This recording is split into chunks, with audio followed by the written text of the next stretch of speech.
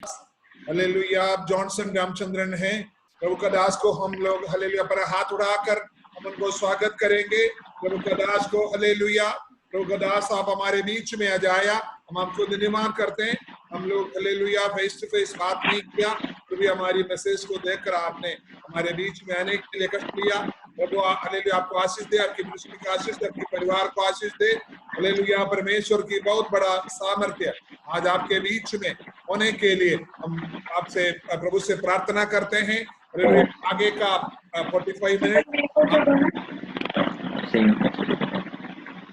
45 minute आप हमारे बीच में भजन बोलने का समय है। हालेलुया प्रभु आपको बहुतायत से आशीष दे। प्रभु की दया आपके आपके द्वारा हालेलुया हमारे जीवन में होने के लिए हालेलुया प्रभु दया करे। प्रभु आपको इस्तेमाल करने पाए। आमीन। Thank you sir. आगे का टाइम के लिए आपको प्रेज लॉर्ड। सबको जय मसीह की। मेरी आवाज सुन पा रहे हैं सब लोग? बिल्कुल अच्छी तरह से। Thank you. मेरे लिए बड़े सौभाग्य की बात है कि आज इस प्रकार आपकी इस आराधना में शामिल होकर एक साथ प्रभु के नाम को महिमा देने का मुझे भी अवसर मिला है। मैं खासतौर पे परमेश्वर के दास पास्टर सैमुअल का मैं धन्यवाद करना चाहूंगा और पूरी चर्च का भी मैं धन्यवाद करना चाहता हूं। और हमारे लिए जब भी मौका मिलता है कि हम प्रभु की मिलकर आराधना करें, आमीन, तो वो हमारी जिंदगी का सबसे सौभाग्यशाली, सबसे अहम, सबसे महत्वपूर्ण समय होता है। क्योंकि हम चाहे किसी के भी साथ समय बिता लें, हमको वो समय वापस नहीं मिलेगा। आमीन। सब मनुष्यों के साथ जब हम समय बिताते हैं तो समय निकलता चला जाता है, लेकिन जब हम मसीह के साथ समय बिताते हैं तो समय निकलता नहीं है, हमें समय मिलना शुरू हो जाता है। क्योंकि हम उस समय अनंतता में अपनी जिंदगी शुरू कर लेते हैं। और यहाँ पर स्क्रीन में दिखाई दे रहे हर एक को भी दिल्ली से, नोएडा से हमारा जय मसीह की। दिल्ली हम सबों की खबरों के अंदर हैं, पूरा लाल हो चुका है। जैसे आपने अपने खुद को म्यूट किया हुआ है, सब लोग अपने आप को अंदर म्यूट करके बैठे हुए हैं। लॉकडाउन है, सब लोग हर जगह पर लाल पीला विभिन्न प्रकार के रंग दिल्ली में उतर रहे हैं। लेकिन प्रभु का धन्यवाद कि प्रभु ने अपने बच्चों को संभाले हुए हो। परमेश्वर अपने बच्चों को सुरक्षित रखे हुए हैं, इसलिए हम प्रभु का धन्यवाद करना चाहते हैं। मैं थोड़ा सा समय मैं ज्यादा समय नहीं लेना चाहूंगा, क्योंकि इसके तुरंत बाद हमारे चर्च की भी सेवकाई शुरू हो जाएगी, उसमें मुझे ज्वाइन करना होगा। मैं धन्यवाद करता हूं खासतौर पर जूम जैसी टेक्नोलॉजी के लिए। गाड़ी निकाल के बाहर नहीं जाना, बैठे बैठे हम कितनी भी मीटिंगों में जा सकते हैं। जब लॉकडाउन शुरू हुआ था तो ऐसा लगा था कि पता नहीं अब क्या होगा, कैसे आराधना करेंगे। लेकिन अब ऐसा लग रहा है कि कभी चर्च नहीं खुले तो भी चलेगा। क्यों? क्योंकि इतनी मीटिंगें करने का, इतनी प्रार्थनाएं करने का, प्रभु की उपस्थिति में समय बिताने का हमें इतना समय मिल रहा है, इसलिए हम प्रभु का धन्यवाद करते हैं। इसीलिए प्रभु का वचन भी हमें कहता है, हमने वचन में देखा है कि प्रभु जब कुछ करता है तो कुछ ना कुछ सोच समझ कर करता है। कितनी भी बुराइयां शैतान फेंकने की कोशिश कर दे, यीशु मसीह के आमीन, जब पाइपलाइन में से वो बुराई होकर बाहर निकलती है तो वो बुराई नहीं रहती है, वो उनके बच्चों के लिए भलाई बन जाती है। वो कुआं नहीं रहता है, वो उन बच्चों के लिए चट्टान बन जाता है, जिसके ऊपर खड़े होकर हर मसीह बच्चा मसीह के अंदर बढ़ना शुरू कर सकता है। मैं आज मेरा छोटा सा जो मैंने वचन चुना है, वो मैंने इब्रानियों की पत्री से चुना है। इब्रानियों की पत्री 12वां अध्याय और पहला पद हम सब के लिए बहुत ही परिचित एक परमेश्वर के वचन का भाग है। यदि मैं किसी से पूछूं कि आप मुंह जबानी बता सकते हैं तो बड़े आराम से आप इसे बता पाएंगे। है कोई जो मुझे सुन रहा है? इब्रानियों 12 का 1 बाइबल में देखे बिना कोई बता सकता है?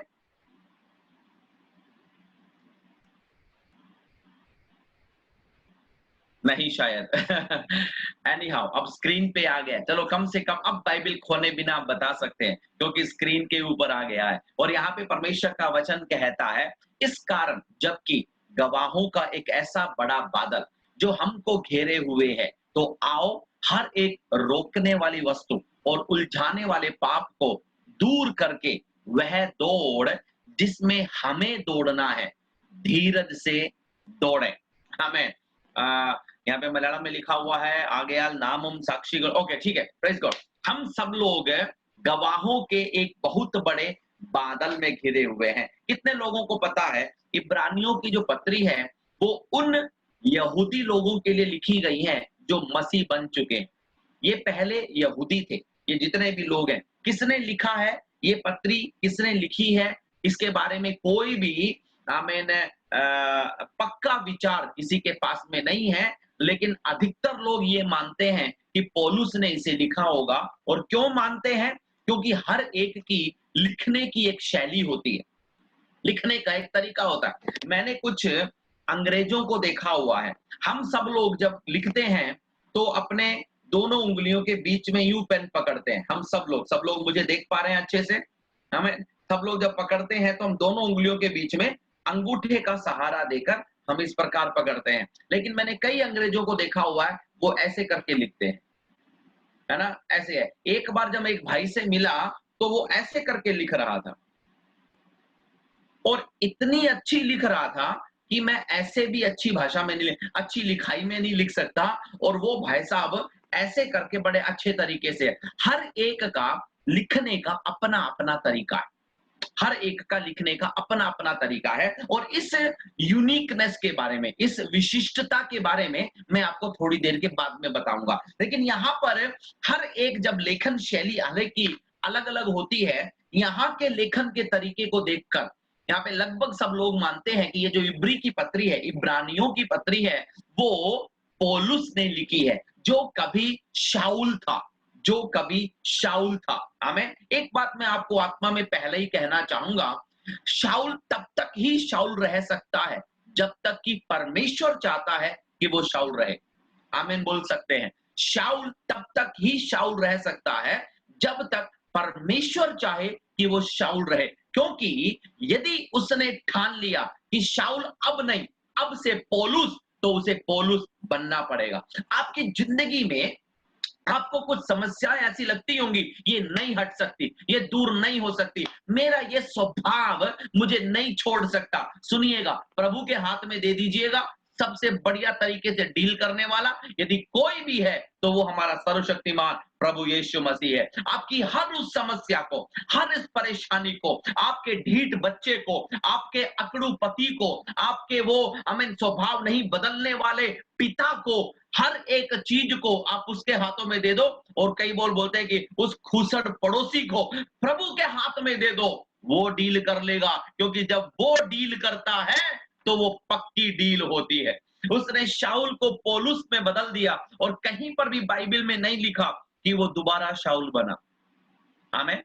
कहीं पर भी बाइबल में नहीं लिखा वो दोबारा शाऊल बना। और इतना ही नहीं है, इस शाऊल के बारे में हम कहते हैं जैसे वो पौलुस बनने से पहले प्री पौलुस जिंदगी, जैसे वो प्री पौलुस, पौलुस पूर्व जिंदगी जिस तीक्ष्णता के साथ, जिस जोश के साथ, जिस लालसा के साथ वो बिताया करता था, जिस आग के साथ बिताया करता था, परमेश्वर ने उसी चीज को बुराई के बदल के भलाई में बदल दिया। और उसने उसी आग के साथ मसीह के लिए अपनी जिंदगी ऐसी सौंप दी कि पतरस जैसा 3.5 साल यीशु के साथ रहने वाला व्यक्ति भी उसके समान कार्य नहीं कर पाया। सुनिएगा, जब मेरा प्रभु बदलता है तो ऐसे बदलता है, हमारी तरह नहीं बदलता। एक दिन मेरा बच्चा, हमारे बच्चों को प्रोजेक्ट मिलते रहते हैं, है ना? स्कूल से प्रोजेक्ट है, आपके बच्चों को भी प्रोजेक्ट मिलते होंगे। और आजकल बच्चे बहुत धन्यवाद देते हैं ऑनलाइन आने की वजह से, क्योंकि प्रोजेक्ट बनाने की जरूरत नहीं है, हमें लेकर जाने की जरूरत नहीं है। ऑनलाइन में बैठ के हमें चाहे वीडियो ऑफ किया, चाय पी रहे हैं, बिस्किट खा रहे हैं, सो रहे हैं और क्लास चल रही है। बहुत बढ़िया मौका है। आखिर में पता चलेगा परीक्षा में कि कौन पास हुआ कौन फेल हुआ। हमें, मेरे इस बच्चे को एक प्रोजेक्ट मिला। वो प्रोजेक्ट पता क्या था? एक बढ़िया सी सीनरी बनानी थी। सीनरी बनाने के बाद में एक विशेष प्रकार का कलर आता है, उस कलर से उसको अच्छे से रंगीन बनाना था, रंगदारी उसकी करनी थी। जब उसने वो रंग भरना शुरू किया, बहुत अच्छा लगा, शुरू में बहुत अच्छा लगा। लेकिन वही चीज जब प्रोजेक्ट सबमिट करने का टाइम आया, प्रोजेक्ट देने का टाइम आया, तो जो पहले वाला जो रंग था वो फीका पड़ गया। वो जो हरा रंग था, क्योंकि वो हरा रंग जब ऐसे दिखाई देगा तभी उस प्रोजेक्ट की असलियत दिखाई दे रही है, तो वो हरा रंग क्या हो गया, एकदम फीका पड़ गया। लाल रंग फीका पड़ गया। पीला रंग तो दिखाई भी नहीं दे रहा था, वहां पे पता ही नहीं है कि पीले रंग की कोई चीज थी। तो जिस मकसद के साथ उसने बनाया था वो वहां पर वो नहीं दिखा पाया। प्रोजेक्ट उसने सबमिट तो कर दिया, लेकिन जो मार्क मिलने थे उसको नहीं मिल पाए। पता है क्यों? जिस दिन बनाया था पक्का अच्छा था, लेकिन 2 दिन के बाद बदल गया। मनुष्य की हर चीजें ऐसी ही हैं। हम जो करते हैं, मनुष्य हमारे लिए करता है, सब बदल जाता है, सब तत्कालीन रहता है, सब कुछ समयावधि के साथ आता है। दुनिया में मिलने वाली हर चीज समयावधि के साथ आती है, मतलब समय की अवधि के साथ आता है, एक्सपायरी डेट के साथ में आता है। कईयों में लिखा होता है 12 महीने तक यूज कर सकते हैं, कई में लिखा हुआ है 3 महीने तक यूज कर सकते हैं। अपने अपने उत्पाद के उस लक्षण के आधार पर उसकी एक्सपायरी डेट जब दुनिया में मिलती है, सुनिएगा, जब प्रभु बदलता है तो बिना एक्सपायरी के बदलता है। प्रभु जब बदलता है वो परमानेंटली बदलता है। प्रभु जब बदलाव लेकर आता है, एक ऐसा बदलाव लेकर आता है जिसे दुनिया की कोई भी ताकत दोबारा बदलने की ताकत नहीं रखती है। हालेलुया। और परमेश्वर का वचन कहता है कि यदि कोई मसीह में है तो वो एक नई सृष्टि है, एक नई सृष्टि है। वहां पर जो शब्द इस्तेमाल किया गया है वो शब्द पता है क्या है? वो शब्द पता है क्या है? जैसे निकोदेमुस ने कहा था, अब यीशु मसीह ने निकोदेमुस को कहा कि जब तक कि तू दोबारा नहीं जन्मता, निकोदेमुस को कहा मैं अभी इतने साल का हो गया हूं, मैं कैसे दोबारा पेट में घुसकर जन्म ले सकता हूं? यीशु ने कहा केवल जल से ही नहीं, केवल ऐसे ही नहीं, जल और आत्मा से एक व्यक्ति को जन्मना जरूरी है। तो वो जो वहां पर जन्म था वो एक नई सृष्टि के बारे में दिखाता है। पौलुस इसी को कहता है, यदि कोई मसीह में है तो वो एक नई सृष्टि। उसका मतलब पता है क्या है? नई सृष्टि का मतलब 9 महीने के बाद में जब बच्चा बाहर निकलता है तो एकदम नया निकलता है, एकदम नया निकलता है। उसको पिता के बारे में कुछ नहीं पता, माता के बारे में कुछ नहीं पता, चाचा के बारे में कुछ नहीं पता, ताऊ के बारे में तो बिल्कुल भी नहीं पता, दादा की अकड़ के बारे में कुछ नहीं पता, दुनिया की खराबी के बारे में कुछ नहीं पता, परिवार के हर हमें जो भी चापलूसियां होती हैं, वो गड़बड़ियां होती है, उसके बारे में कुछ भी नहीं पता। बिल्कुल निष्कलंक निर्दोष जैसे बच्चा दुनिया में आता है। पौलुस कहता है कि यदि तुम मसीह में जन्मते हो तो आप वैसी एक नई सृष्टि बन जाते हो। और उसके बाद का कथन मुझे बहुत अच्छा लगता है, पुरानी सारी बातें बीत गई। अपने पास वाले को हाथ देकर बोलिए ना, हाथ मिलाकर बोलिए। यदि पास वाला है तो, पास वाला नहीं है तो खुद का ही हाथ मिला लीजिए और मिलाकर बोलिए कि आमीन। उसके बाद में पता क्या लिखा हुआ है? पुरानी सारी बातें बीत गई। बोलिएगा मेरे साथ, पुरानी सारी बातें बीत गई। बीत गई का मतलब, बीत गई का मतलब बीच बीच में आएंगी, खत्म हो गई। बीत गई का मतलब बीत गई। बीत गई का मतलब पिछले साल मैं 41 साल का था, पिछले साल में 41 साल का था। दोबारा मैं 41वां बर्थडे कभी नहीं बनाऊंगा जिंदगी में। बनाऊंगा क्या? आप में से कितने लोग आओगे मेरे 41वें बर्थडे में? कोई नहीं है। कोई भी नहीं आना चाहेगा। हमें जो बीत गया सो बीत गया। बोलिएगा, जो बीत गया सो बीत गया। मसीह के अंदर यदि वह पुरानी बातें बीत गई हैं, अलविदा। आमीन आमीन। केरल के लिए निकला था, ट्रिवेंड्रम जा रहा हूं, दिल्ली से निकला हूं, आगरा गया तो गया, गाड़ी पीछे नहीं मुड़ेगी। यहाँ की गाड़ियां शायद मुड़ जाए, यहाँ का रेलवे मिनिस्टर कहे कि भैया वापस लेकर आ। हमें आगरा से निकली गाड़ी को झांसी में जाते ही ऑर्डर देगा पीछे आगरा, यहाँ की गाड़ी वापस आ सकती है, लेकिन मसीहत की गाड़ी आगे ही बढ़ती रहती है, वो कभी भी पीछे नहीं हटती है। यदि हम यीशु में हैं तो हमको केवल आगे बढ़ने के लिए कहा गया है, हमें पीछे नहीं बढ़ना है। यहाँ पे पौलुस एक दौड़ के बारे में कहता है, दौड़ के बारे में कहता। मैं पहला स्वभाव बताना चाहूंगा, दौड़ हमेशा आगे की ओर दौड़ी जाती है। आमीन बोलिए, दौड़ हमेशा आगे की ओर दौड़ी जाती है। कोई भी, कितने लोगों ने पीछे की ओर दौड़ते हुए देखा है लोगों को? कई प्रकार की दौड़े मैंने देखी हैं। है ना, कई प्रकार की दौड़े हैं, है ना। एक तो उसको पता नहीं कौन सी दौड़ बोलते हैं, जैसे हम एक्टिंग करके दौड़ते हैं, यूं नाच नाच के दौड़ते हैं, ऐसी दौड़ भी मैंने देखी हुई है। दूसरी मैंने देखी हुई है बाधा दौड़। बाधा दौड़ मतलब हर्डल रेस बोलते हैं, जिसके अंदर बीच बीच में यूं स्टिक्स लगे होते हैं, उनको कूद कूद के जाना पड़ता है, उसको बोलते हैं बाधा दौड़। दूसरी होती है 500 मीटर की, 200 मीटर की, और सबसे आखिरी में वाली होती है मैराथन वाली। मैराथन की दौड़ है। अनेक प्रकार की दौड़े हैं, लेकिन सारी की सारी दौड़ों में आदमी आगे की ओर बढ़ रहा है। हर दौड़ में आगे की ओर बढ़ रहा है। सुनिएगा, आज मैं आप सबों को कहना चाहूंगा, यदि जिंदगी आपने मसीह में शुरू कर दी है, कुछ भी क्यों ना आ जाए, कोरोना तो क्या, कोरोना का बाप भी क्यों ना आ जाए, पीछे की ओर मत मुड़ना, आगे की ओर ही बढ़ते रहना। हालेलुया। कोरोना नहीं डिसाइड करता है मेरे बारे में मसीह डिसाइड करता है, और उसने मुझे बुलाया है।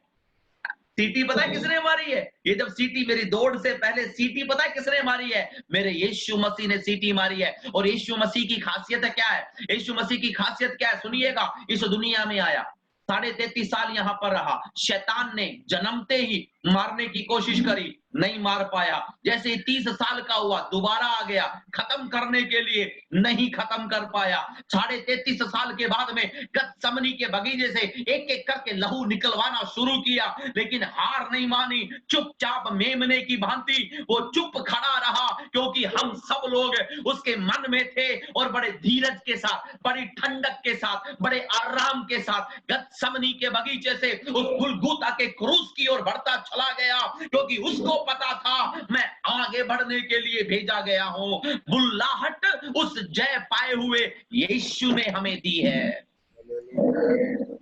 आप यीशु की जिंदगी को देखिए ना, यीशु की जिंदगी को बीच बीच में सुसमाचार से बातें करिएगा, सुसमाचार से बातें करिएगा, पत्रस से बात करिएगा, अपने कमरे के अंदर ले जाइएगा, पत्रस से बोलिएगा, अरे तूने ऐसा क्यों किया? याकूब से पूछिएगा, तूने ऐसा क्यों किया? यीशु की जिंदगी को आप देखिएगा, हर चीज में वही जीता है। प्रश्नों को देख लो, बीमारियों के सामने देख लो, कोर्ट के सामने देख लो, फरीसियों से बात करने के मामले में देख लो, अंत में क्रूस पर पकड़वाए जाने के मामले में देख लो, हर मामले में यीशु ने केवल एक ही चीज दिखाई है, वो जीता है। मैं दोबारा कहता हूं, वो जीता है, वो विजयी हुआ है। आज मैं यीशु मसीह के नाम में मुझे सुनने वाले हर मसीह के अनुयायियों के ऊपर मैं भविष्यवाणी करना चाहता हूं, मैं आत्मा का वचन भेजना चाहता हूं। कुछ भी हो जाए, हम विजयी के पीछे चलते हैं, तो वो हमको भी विजयी बनाने वाला परमेश्वर है। हम हारे हुए के साथ में नहीं जा रहे हैं, हम ऐसे के इतिहास को नहीं पढ़ रहे हैं जो हार गया, भाग गया और राख बन गया, गायब हो गया, विलीन हो गया। विलीन नहीं हुआ है, वो न तो राख से निकला था, न विलीन हुआ था। वो सबके सामने कुमारी के द्वारा होकर जन्मा, 33.5 साल सबकी आंखों के सामने रहा, उसने खुल्लम खुल्ला, हेरोदेश भी क्यों ना हो, सबका सामना किया। मलयालम में बोलते हैं तंडेड़ है। मलयालम में बोलते, कितने लोगों को मलयालम पता है? तंडेड़ है। पूरे हियाव के साथ शैतान के सामने भी आया, तो बड़े हियाव के साथ, उसको छुपने की जरूरत नहीं थी। गतसमनी के बगीचे में देखिए ना, गतसमनी के बगीचे से थोड़ा सा पहले यहूदा इस्करियोती उनकी मेज पर बैठा हुआ था, जहां पर फसह प्रभु भोज हो रहा है। उस प्रभु भोज की मेज पर बैठे हुए यीशु मसीह ने रोटी का टुकड़ा लिया और ये कहा कि आप में से कोई एक मुझे पकड़वाएगा, आप में से कोई एक मुझे पकड़वाएगा। यहां पर मैं देख रहा हूं 23 लोग हैं, वहां पर 13 लोग थे, वहां पर 13 लोग थे, यीशु को मिलाकर 13 लोग थे। हमें यीशु मसीह ने टुकड़ा लिया, उन 13 लोगों में से एक व्यक्ति पकड़वाने वाला था, एक व्यक्ति पकड़वाने वाला था। मान लीजिए उदाहरण के तौर पर हम सब लोग एक साथ बैठे हुए हैं और पास्टर जी अपने हाथ में रोटी का टुकड़ा लेकर कहते हैं कि इन 23 लोगों में से एक मुझे पकड़वाने वाला है। उसके साथ पास्टर जी का व्यवहार कैसा होगा? पादरी साहब, आपका विश्वासी हूं मैं आपका विश्वासी हूं, और आपको पता चल गया कि मैं चोरी करता हूं, कैसा होगा आपका बर्ताव मेरे साथ? दूर रखे। और एक दिन पता चल जाए कि आपको पकड़वाने की फिराक में हूं, मौका मिलते ही पकड़वा दूंगा, तो क्या करेंगे मेरे साथ आप? आपको पकड़वा हैं?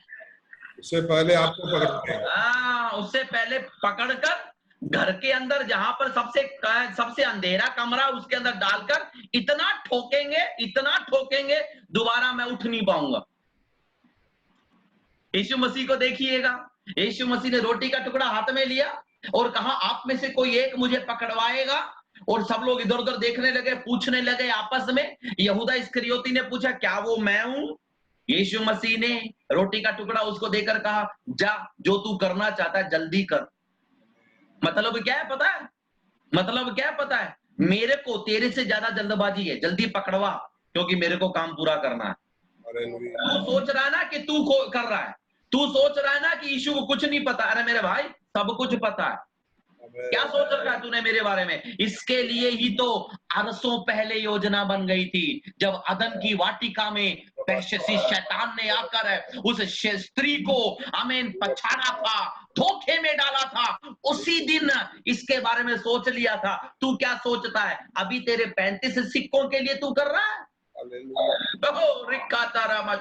हृदय रमनगा, वो जब मौत की ओर बढ़ रहा था वो भी विजयी होकर बढ़ रहा था, बड़े ठंडे तरीके से बढ़ रहा था। और इसको अपनी टोली के अंदर चोर इस्करियोती को डालने से भी, हमेशा फुदकने वाले पतरस को डालने से भी कोई दिक्कत नहीं थी, क्योंकि यीशु को पता था कि मैं इनको बदल कर रहूंगा और जिस काम के लिए मैं आया हूं उसको मैं कर रहूंगा। हालेलुया। मैं सोच रहा था यीशु मसीह ऐसे 11 लोग आपने चुने, ऐसे 12 लोग ऐसे चुने आपने जो एक नंबर 1 खतरनाक लोग थे। हालेलुया। नंबर 1 खतरनाक, खुदकने वाला पतरस, हर बात में दूसरी बात के अंदर आग से, ऊपर से आग निकालने वाले जबदी के बेटे, थंडर तूफानी बेटे। आमीन। इस्करियोती जो बीच बीच में झोले में से क्या निकालता था? पैसा निकालता था, चोरी करता था। ऐसे लोगों को क्यों लेकर चल रहे हो? यीशु मसीह ने पता है क्या बताया? आत्मा में पता मुझे क्या बताया? 11 लोगों से दुनिया बदलूंगा, 12वें में से मैं जो काम करने आया हूं वो काम पूरा करूंगा। तू चुप रहे, मुझे पता है मैं क्या कर रहा हूं। मैं 11 लोगों से मैं दुनिया को बदलूंगा, 12वें वाले से मैं खुद को पकड़वाऊंगा। मुझे पता है मैं क्या कर रहा हूं, तू चुप रहे। गतसमनी के बगीचे से विजयी होकर निकला। गतसमनी के बगीचे के अंदर जब वो आया, वहां पर आकर लोग ढूंढ रहे हैं यीशु कहां है, यीशु कहां है, किसी को पहचान में नहीं आ रहा। हमें यीशु कहां है, यीशु कहां है? यीशु ने पता क्या बोला? यीशु ने पता क्या बोला? यहाँ पे मुझे आमीन हालेलुया ओम प्रकाश जी सुन रहे हैं। ओम प्रकाश जी, यदि कोई आपको पकड़ने के लिए आया है, आकर किसी ने बेल बजाई, आमीन, सुनाई दे रहा है? ओम प्रकाश जी सुन रहे हैं आप मुझे? ओके, घंटी बजाई, और घंटी बजाते ही हमारे दिल्ली में पहले लोहे का गेट होता है और फिर दूसरा लकड़ी वाला गेट होता है। हमने पहले लकड़ी वाला गेट खोला और लोहे के अंदर से देखा किसे ढूंढ रहे हैं? बाहर सिपाही खड़ा हुआ है। बोलते हैं ओम प्रकाश जी को पकड़ने आए हैं। ओम प्रकाश जी नहीं बोलते, वो तो मैं आदर के साथ बोल रहा हूँ। यूपी वाले पुलिस वाले किस भाषा में बोलते हैं हम सबको पता है। वो आकर पूछते हैं कि ओम प्रकाश जी को पकड़ने के लिए आए हैं। तो ओम प्रकाश जी की पत्नी ने दरवाजा खोला। पत्नी जी आप क्या उत्तर देंगी? वो है नहीं है। नहीं कर पा रहे, कोई बात नहीं, मैं आपको कल्पना अनुमान बताता हूँ क्या कहेंगे। आप पता है क्या कहेंगे? वो तो यहाँ से पता नहीं कहाँ चले गए, 3 महीने हो गए, मुझे भी नहीं पता कहाँ है, बेडरूम में बैठे हुए होंगे अंदर। यदि मान लो ओम प्रकाश जी भी आ जाए दरवाजा खोलकर, ओम प्रकाश जी को पकड़ने के लिए आएंगे, तो ओम प्रकाश जी खुद बोल रहे हैं ओम प्रकाश जी यहाँ तो कोई नहीं रहता। नहीं यही एड्रेस है। नहीं यहाँ तो कोई नहीं रहता, शायद रिश्तेदारों में कोई होगा, हम उनको भगा देंगे। यीशु को पकड़ने के लिए आने वाले लोगों को पता है यीशु ने क्या बोला? जिसे तुम ढूंढ रहे हो वो मैं हूं, जिसे तुम ढूंढ रहे हो वो मैं हूं। हालेलुया, पकड़ लो, मैं इसी के लिए आया हूं। बड़े ही ठंडे तरीके से, पता है ठंडे तरीके से कौन चलता है? रखा सूथा रामाना दीरा जगह। पता है ठंडे तरीके से कौन चलता है? टेंशन के साथ कौन चलता है? बिना टेंशन के कौन चलता है? टेंशन के साथ वो चलता है जिसका किसी पर भरोसा नहीं है, और बिना टेंशन के वो चलता है जो खुद पर भी भरोसा रखता है और परमेश्वर पर भी भरोसा रखता है। हालेलुया। ऐसे को किसी पर भी, किसी से भी डरने की जरूरत नहीं है, टेंशन करने की जरूरत नहीं है। ऐसे लोग पता क्या बोलते हैं? टेंशन लेने का नहीं, टेंशन देने का। आमीन बोलिए। आज से आपकी जिंदगी टेंशन लेने का नहीं, टेंशन देने का, क्योंकि विजय यीशु हमको चला रहा है। हम उसमें नई सृष्टि हैं। पौलुस कहता है हम एक दौड़ के अंदर हैं। वो दौड़ हमेशा आगे की ओर हमें दौड़नी है। कहां पर दौड़नी है? आगे की ओर दौड़नी है। सुनिएगा, इफिसियों की पत्री के अंदर है हथियारों के बारे में लिखा है। हथियारों के बारे में मैं जल्दी से बताना चाहूंगा, समय नहीं है हमारे सामने। कुछ बातें विशेष बातें मैं आप तक पहुंचाना चाहता हूं। आमीन। यहाँ पे ऐसा लिखा हुआ है कि वो इफिसियों की पत्री में जब हथियार के बारे में लिखा है तो वहां पर आप तोप को देखते हैं, हर चीज को देखते हैं। मैं विवरण में नहीं जाना चाहता, लेकिन आप देखिएगा कुछ भी पीछे नहीं है। पीठ के लिए कोई भी हथियार नहीं है। पीठ के लिए कोई भी हथियार नहीं है। आप में से कितने लोग बता सकते हैं पीठ में कोई हथियार क्यों नहीं है? पीठ में क्यों नहीं है हथियार? इसलिए पीठ के लिए कोई हथियार नहीं है। पीठ के लिए कोई भी कवच नहीं है। पीठ के लिए कुछ भी नहीं है। वो पता है क्यों नहीं है? क्योंकि मसीह ने हमको मुड़कर पीछे की ओर जाने के लिए नहीं बुलाया है, हमेशा सामना करने के लिए बुलाया है। हमें आगे बढ़ते रहने के लिए बुलाया है। No turning back, no turning back. मैं न लौटूंगा, पीछे नहीं लौटूंगा, पीछे नहीं बढ़ूंगा। चाहे कितनी भी समस्याओं का सामना करना पड़े, अकेला भी क्यों ना पड़ जाऊं, मेरा पति मुझे छोड़कर चला जाए, मेरे परिवार वाले मुझे तिरस्कृत कर दें, तो भी मैं कभी भी पीछे नहीं हटूंगा। मैं हमेशा आगे की ओर बढ़ता चला जाऊंगा। मसीह ने मुझे आगे की ओर दौड़ने के लिए बुलाया है। हम सब एक दौड़ में हैं। हम सब एक दौड़ में हैं। पहली बात जो मैंने बताई, हम सबको आगे की ओर ही दौड़ना है। आगे की ओर ही दौड़ना है। आज तारीख 2 है। 2 तारीख को आप जहां तक पहुंचे हैं, 3 तारीख को पीछे मत आइएगा। 3 तारीख को उसके आगे बढ़ना है। आमीन। 38 साल से एक व्यक्ति बेतसदा नामक एक कुंड के पास में पड़ा हुआ है। सुनिएगा, कितने लोगों को पता है? हाथ उठाकर दिखाइएगा उस व्यक्ति के बारे में। 38 साल से एक व्यक्ति बेतसदा नामक कुंड के पास में पड़ा हुआ है। बेतसदा कुंड की खासियत देखिएगा, स्वर्गदूत उतरता है। स्वर्गदूत उतरता है। आमीन। प्रियंका जी, आप मुझे बताइए, आपके गांव वालों में किसी को पता चल गया आपके यहाँ पर स्वर्गदूत उतरता है, तो आपके घर में क्या होगा हर दिन? आमीन बोलिए, आमीन बोलिए। बेथेस्दा कुंड प्रसिद्ध नहीं था।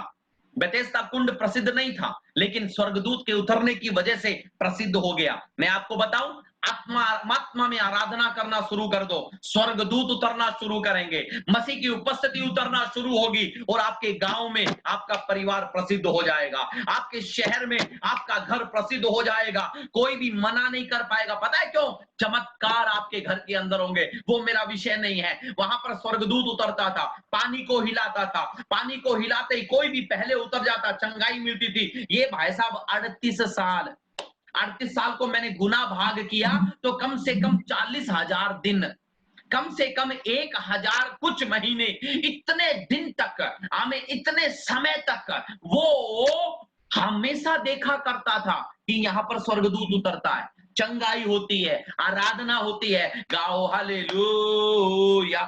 वो भाई शायद चले गए जिन्होंने आज हमारी आराधना में अगुवाई करी थी। मैं प्रभु के दास का, परिवार का धन्यवाद करना चाहता हूं। एक अभिषेक हमने महसूस किया, उनकी आराधना में हमने एक अभिषेक महसूस किया है और मैं उनके लिए प्रार्थना करना चाहता हूं। कई सारे ऐसे मंच, इनसे भी बड़े मंच प्रभु उनको देने पाए। हालेलुया। मैं विश्वास करता हूं प्रभु ने देना शुरू कर दिया, उनके लिए देना शुरू कर दिया है। आपकी आत्मिक आराधना, आपकी आत्मिक जिंदगी आपको प्रसिद्ध कर देगी। आप छुपे नहीं रहेंगे।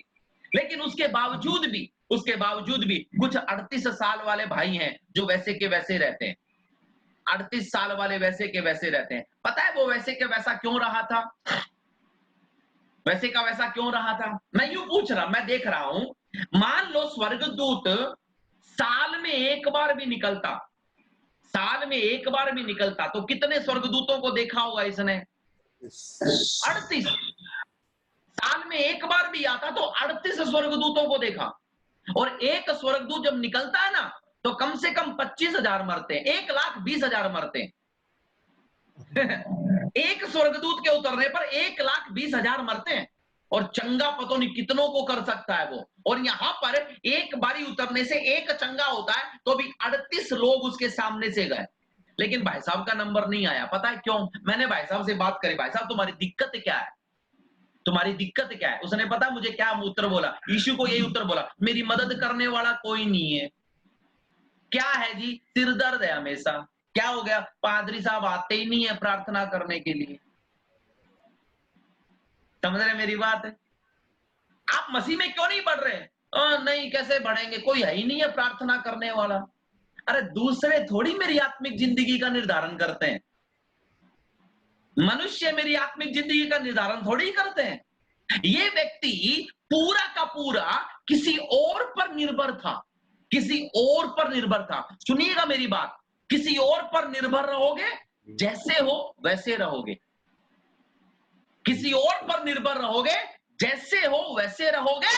लेकिन यदि प्रभु पर निर्भर रहोगे, आगे की ओर बढ़ते ही चले जाओगे, आगे की ओर बढ़ते ही चले जाओगे, क्योंकि आपने हाथ यीशु का पकड़ा। ओ सॉरी, आपने नहीं, यीशु ने हाथ आपका पकड़ा हुआ है। हालेलुया। और वो हमेशा आपको आगे की ओर बढ़ाता चला जाएगा। इस भाई साहब को मैंने एक टिप, एक मैंने तरीका बताया। यदि 38 साल में एक दिन में एक कदम भी उठा देते तो आज कुएं के अंदर होते। आया? चलो तुमको चलना नहीं आता, उठना नहीं आता, कम से कम खुद के शरीर को धक्का देके लुढ़का तो सकते थे। एक दिन में एक लुढ़का, चाहे कितना भी पैर दर्द करता हो, कितनी भी दिक्कत हो, एक लुढ़का तो हो सकता है। यदि वो एक लुढ़का भी कर देता, कुएं के अंदर होता, उसके बाद में स्वर्गदूत को देखता, अब आ, अब तू आ, तेरे छूते सबसे पहले मैं चंगाई पाऊंगा। मलयालम में कहावत है, वेणमेंगिल चक्का वेरिलुम कायिकुम। उसका अर्थ यह है, जहां चाह है वहां राह है। Where there is a will, there is a way. जहां मैंने चाह लिया, जहां मैंने इच्छा दिखा दी, मेरा प्रभु वहां पर मेरे लिए चमत्कार करता है। मेरा प्रभु वहां पर चमत्कार करता है। लेकिन जब तक, किसी ने कहा है, इंग्लिश में लिखा हुआ है, if you do not want to help yourself, even God can not help you. यदि तुम खुद अपनी मदद नहीं करना चाहते तो परमेश्वर भी तुम्हारी मदद नहीं कर सकता। हमें बढ़ना पड़ेगा, चाहे एक दिन में एक कदम, आगे की ओर ही हमको कदम रखना है। ये भाई साहब 38 साल के आंकड़े पे क्यों आया? क्योंकि वो आगे पीछे आगे पीछे आगे पीछे जाता रहा। हमें आगे की ओर बढ़ना है। हालेलुया। हम जब आगे की ओर बढ़ते हैं, कुछ भी क्यों न आ जाए, दो बातें लिखी हुई हैं, उसके बारे में विवरण नहीं देना चाहता। रोकने वाली वस्तुएं हैं, रोकने वाली वस्तुएं कौन कौन सी है? रोकने वाली वस्तुएं भैया, कितने लोगों ने खरगोश और कछुआ की कहानी सुनी है? खरगोश और कछुआ की कहानी। खरगोश का इंटरव्यू लेकर देखिए, दौड़ने में माहिर, सुंदरता में माहिर, उनको देखकर कोई भी बोलेगा यही जीतेगा। लेकिन उससे भी कुछ सुंदर जब उसको दिखाई दिया, उसने अपनी यात्रा बीच में रोक दी। लेकिन कछुआ चलता रहा। छोटा कदम, कोई बात नहीं, चलते रहना। गरीब हो, कोई बात नहीं, चलते रहना, क्योंकि हम गरीब नहीं हैं, हम मसीह में अमीर हैं। कमजोर हो, चलते रहना, क्योंकि हम कमजोर नहीं, मसीह में हम शक्तिशाली हैं। आप जैसे हैं बढ़ते रहिएगा, बढ़ते रहिएगा, और एक दिन आप अपना छोर देखेंगे, एक दिन आप अपनी नियति देखेंगे, एक दिन आप अपने घर में बदलाव देखेंगे, क्योंकि हम उसके साथ चल रहे हैं जो कभी भी हारा नहीं है। आगे की ओर बढ़ना है, बिना पीछे मुड़े आगे की ओर दौड़ना है। और दौड़ के अंदर दो चीजें, रोकने वाली चीज आएगी, दूसरी उलझाने वाले पाप आएंगे।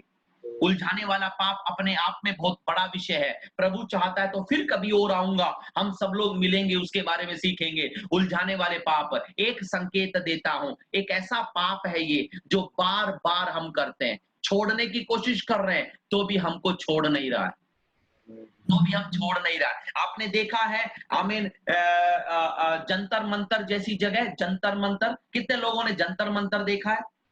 नहीं देखा होगा, देखा हुआ है। यदि नहीं देखा है तो जयपुर में आइएगा, राजस्थान की राजधानी जयपुर का। भाई देवे, मैं आपको एक बात बता दूं, ये जो बात कर रहा हूं मैं आपसे, मैं राजस्थान वाला, राजस्थान के टिब्बी गांव का।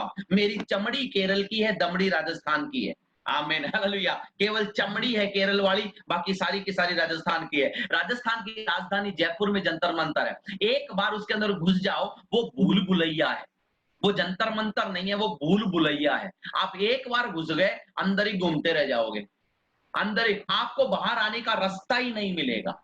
उलझाने वाले पाप ऐसे हैं, हमें उलझा देंगे, हमको भूल भुलैये में डाल देंगे। हम बचने की कोशिश कर रहे हैं, वो गुस्सा, वो आमीन चोरी, वो झूठ बोलना, वो गंदी चीजें देखना, वो जो टीवी के आमीन आमीन साइट के गंदी गंदी चीजों में जाना, अलग प्रकार की कई कई लोग गालियां, कई लोग गालियों के मसीह को पा लिया, मसीह को पा लिया, मसीह का आराधना आराधना, उसके बाद में बीच में से वो दूसरी वाली भी, आप समझ रहे हैं? आमीन। बहुत बड़ी कोशिश करी, बड़ी कोशिश करी। कई लोग, जो मैं शब्द बोलने जा रहा हूं, ब्रदर इन लॉ जिसको बोलते हैं, brother in law, brother in law को क्या बोलते हैं हिंदी में? ब्रदर इन लॉ को हिंदी में क्या बोलते हैं? हाँ हाँ हाँ हाँ, वही वही वही वाला, वो वाला भी लोग बोलते हैं। और कुछ नहीं बोला तो कम से कम ये बोल देंगे, खुलकर बोलता हूं साला। खुद का असली साला है तो अच्छी बात है, मेरे बहन का भाई है वो है मेरा साला, उसके अलावा कोई भी नहीं होना चाहिए। कईयों के मुंह से यही है, कईयों के मुंह के अंदर हमेशा तंबाकू भरा रहता है। कुछ भी बात करना है, उसको मीठा बनाने के लिए तंबाकू डालते हैं, तंबाकू को टच कर कर निकलता है तो उनको भी बड़ा मजा आता है। उलझाने वाले पाप, ये सारी कुछ ऐसी बातें हैं। तंबाकू से भी, इन सब से भी बुरी बात है हमारे मन के अंदर किसी के प्रति नफरत, सिर के अंदर किसी के प्रति ईर्ष्या, क्रोध, ये सब उलझाने वाले पाप है। हमें इसे छोड़ना है, हमें इसे छोड़ना है। हम इनको लेकर आगे नहीं जा सकते, आगे नहीं जा सकते। मैं शुरू में सोचा करता था, ये जो दौड़ने वाले लोग हैं, ये चड्डी समान चीजें क्यों पहनते हैं, पैंट क्यों नहीं पहन सकते?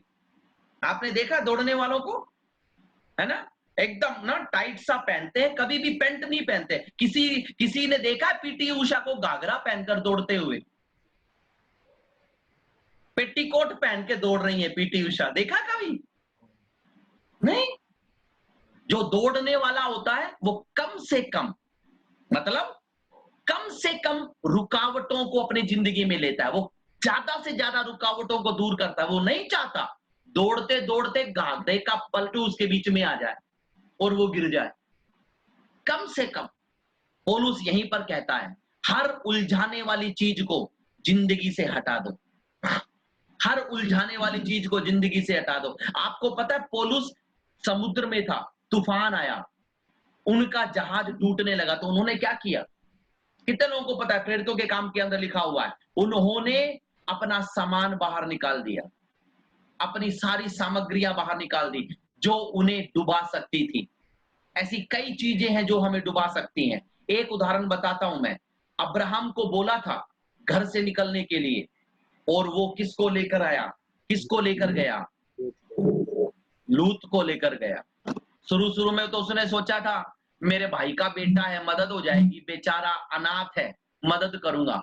हे मेरे भाई, अनाथों की मदद प्रभु करेगा, हम नहीं कर सकते, हम नहीं कर सकते। और आखिर में क्या हुआ उसकी जिंदगी में, हम सबको पता है, पूरा सदोम और अमोरा नाश हो गया, पूरा सदोम और अमोरा नाश हो गया। इतना ही नहीं है, अब्राहम से लड़ाई झगड़ा हो गया।